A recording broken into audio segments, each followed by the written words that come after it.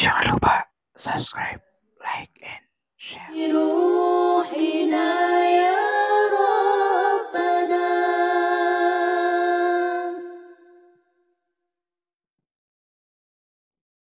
مع السلام في أمان.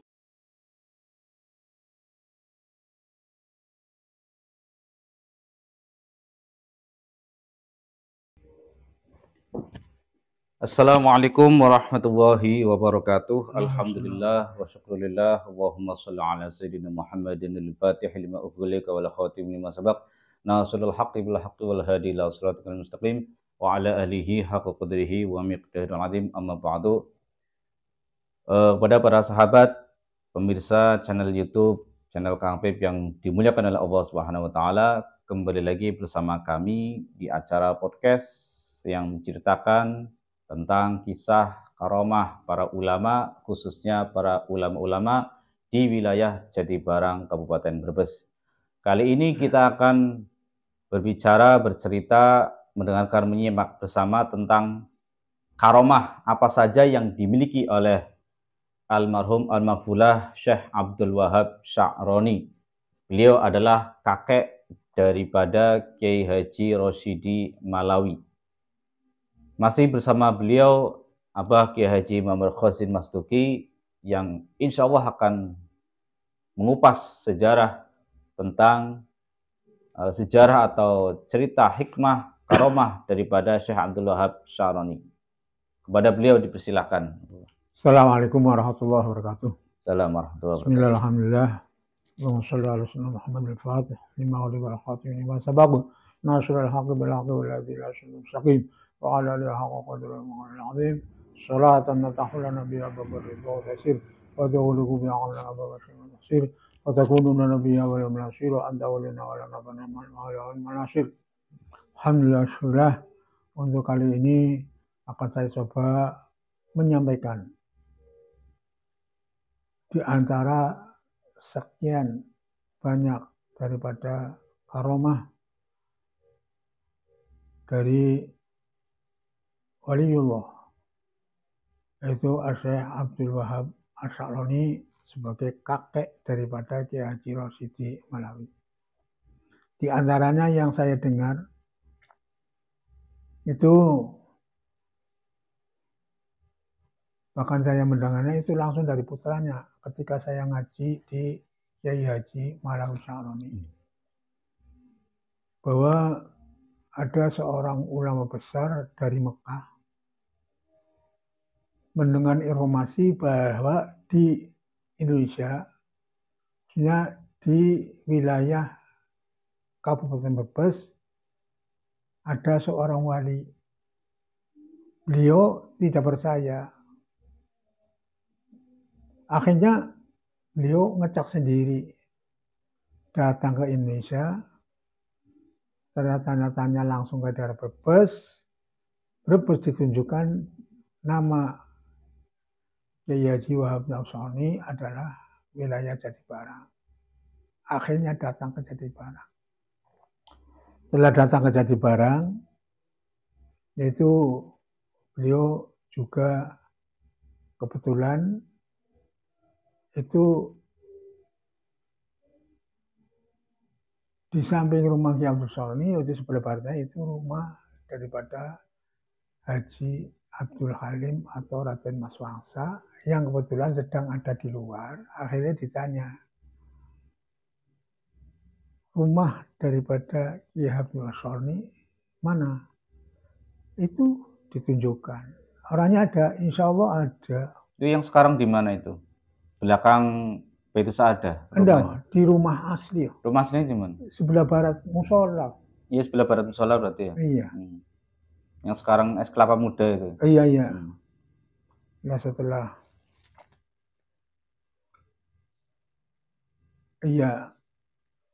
beri salam, begitu beri salam, Sya'roni keluar, seolah sudah tahu bahwa ini ada tamu besar.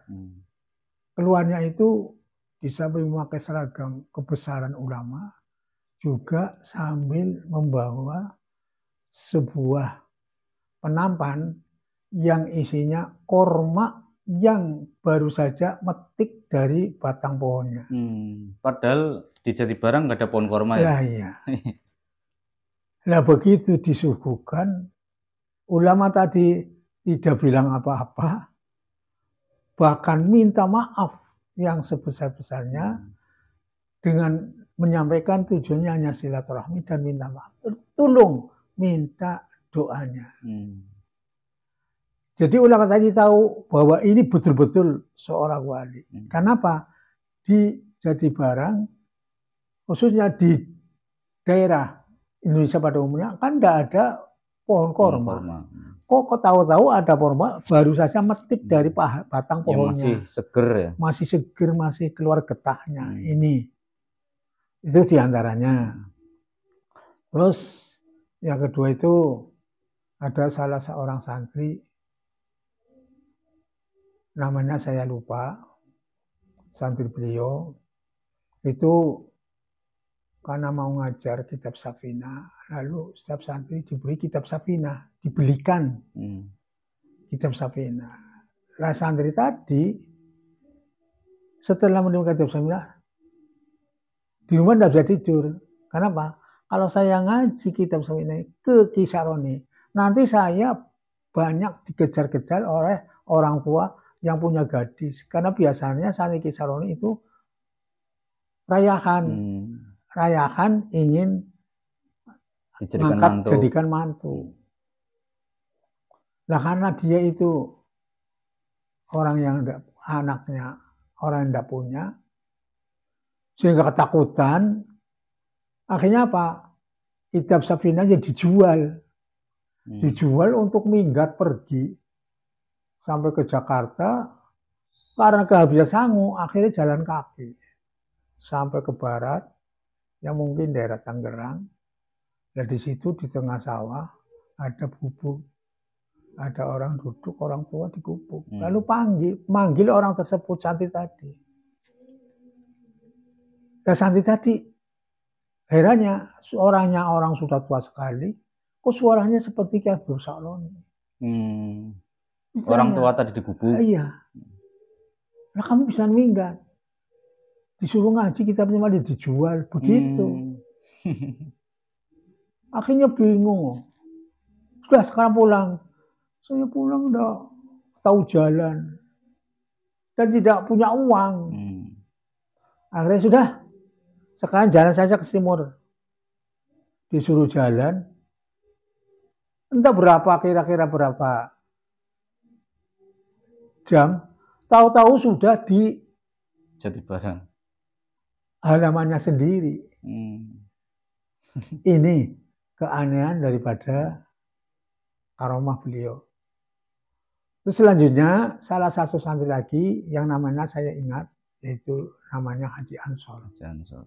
Haji Ansor itu seorang pedagang tembakau di pasar. Nah setelah itu lalu ia kehabisan modal sehingga nganggur. Karena untuk belanja tembakau tidak ada uangnya. Sedang lamun di depan rumah, lamun mikir ini mau usaha apa. Tahu-tahu ada uang logam jatuh dari atas. Kletik. Setelah diperhatikan, ternyata uang emas. Itu perak emas.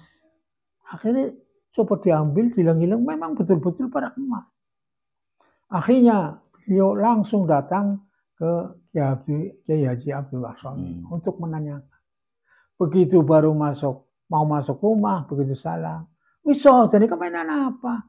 Gue masih didol ini gue belanja.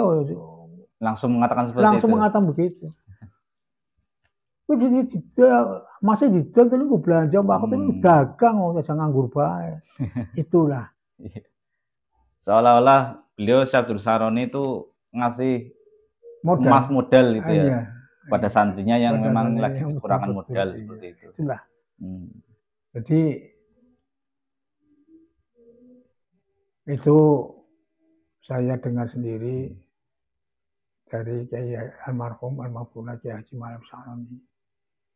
Ketika itu saya silaturahim bersama almarhum Haji Humaydi. Itu berarti kisah tentang yang kursi rusbang Iya. yang pernah diduduki Iya, Rasulullah. Iya.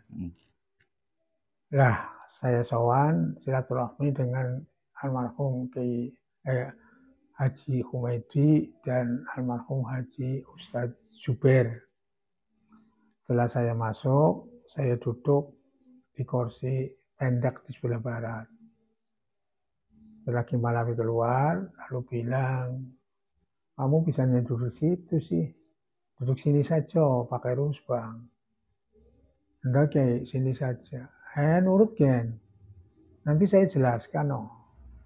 Misalnya saya perintah kamu duduk di situ, di rusbang. Akhirnya kami itu nurut.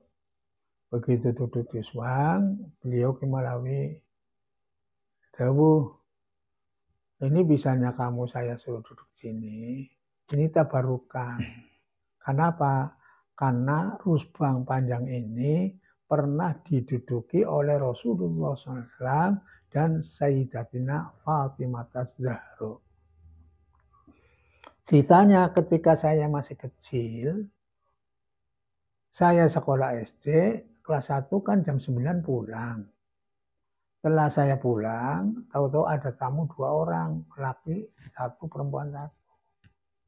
Karena ada tamu, saya langsung masuk untuk bikin minuman.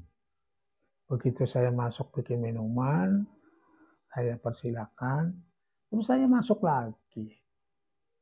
Tahu-tahu baru sebentar, tamu tadi pergi pulang. Jadi saya keluar lagi untuk beresi gelas-gelas tadi. Setelah saya beresi, itu abah saya, Ki Sa'roni, itu bilang, kamu goblok, tidak mau ucap salaman. Saya malu, Pak. Siapa sih itu? Itu Rasulullah SAW dan putranya Sayyidatina Fatimah. Kamu tidak? Saya udah tahu, saya juga nangis waktu itu. Karena sangat kecewa. Makanya rusbang itu sampai Ki Malawi meninggal itu tidak digeser tempatnya sama sekali. Situ, ya? Sama sekali. Itu karena, jadi alhamdulillah waktu itu saya sangat senang sekali karena saya mudah-mudahan dapat barokahnya duduk di tempat yang pernah diduduki oleh Nabi Sallallahu Alaihi Wasallam dan Sayyidatina Fatimah Az-Zahra. Itu antara lain kisah-kisah dari yang saya tahu dari almarhum Kiai Haji Abdul Ma'ruf. Cuma sekarang kursinya sudah nggak ada berarti? Sekarang kursinya katanya sudah nggak ada, entah di mana. Tahu. Baik, itu adalah kisah-kisah karomah yang dimiliki oleh almarhum Al-Maghfulah Syekh Abdul Wahab Sya'roni. Beliau adalah kakek dari Kiai Haji Rosyidi Malawi. Seperti itu kisahnya, insya Allah kita akan sambung kembali kisah-kisah hikmah, kisah karomah menarik lainnya di channel YouTube Kang Apip. Demikian, wassalamualaikum warahmatullahi wabarakatuh. Waalaikumsalam warahmatullahi wabarakatuh.